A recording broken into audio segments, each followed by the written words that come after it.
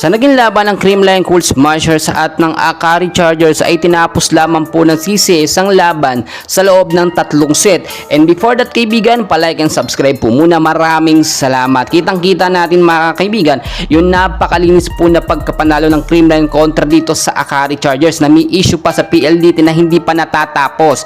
Tulad ng aking sinasabi, hindi po talaga o mahihirapang manalo ang Akari dito sa Creamline dahil napakaganda ng sistema ng CCS. Set 1 mga kaibigan, kitang-kita natin yung diferensya dito ng Creamline kontra sa Akari. Tinambakan lang naman sa set 1 ng CCS ng Akari ng 10 points ng score nila, no, 15-25. Well, check natin yung first 6 lineup ng CCS pang malakasan na ito yung so far na ginagamit nila sa game, no. Etong si Kyle Negrito, si Pangspanaga, Michelle Gumabaw, Bea De Leon, Bernadette Pons at Erica Estonto. Napakaganda po ng appearance ng mga player nin at wala po talagang katapon-tapon mga kaibigan. Maraming nakapansin sa napakalakas po na offense at depensa ng Creamline ngayon. Syempre finals po yan mga kaibigan. So pagdating ng seto, nakita natin, no, dahil nga po sa palagiang pag-time out po ng Akari, dahil pinag-aaralan nila ang galawan ng CCS, kahit papaano muntik na silang manalo sa seto mga kaibigan.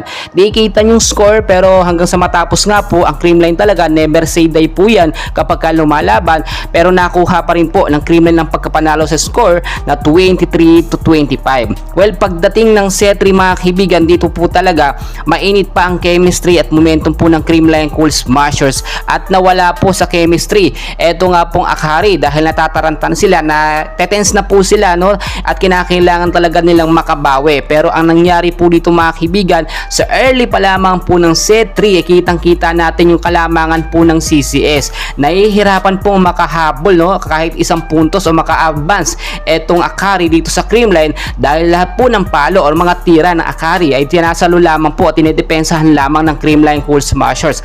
Basang-basa na po kasi mga kaibigan ng Creamline ang galawan po ng Akari Chargers kahit meron po silang ay bilaksina na sinasabing tower po nitong Akari Chargers mga kaibigan. Hindi rin po nakaporma etong si Soltones, to, sa mga malalakas na spike up palo po ng Creamline Cool Smashers. Well, tulad ng aking sinasabi dito po sa set 3 mga kaibigan ay talagang hindi na pinagbigyan, no, ng Creamline Cool Smashers. Napakabilis po na naging laban mga kaibigan. Kaya nga po maraming natuwa dahil siyempre kampiyon po muli, no, etong Creamline Cool Smashers. Still gold medalist po sila at marami na po talagang napapatunayan sa pagkakataong yan hindi pa po naglalaro, no, ang kanilang mga star player.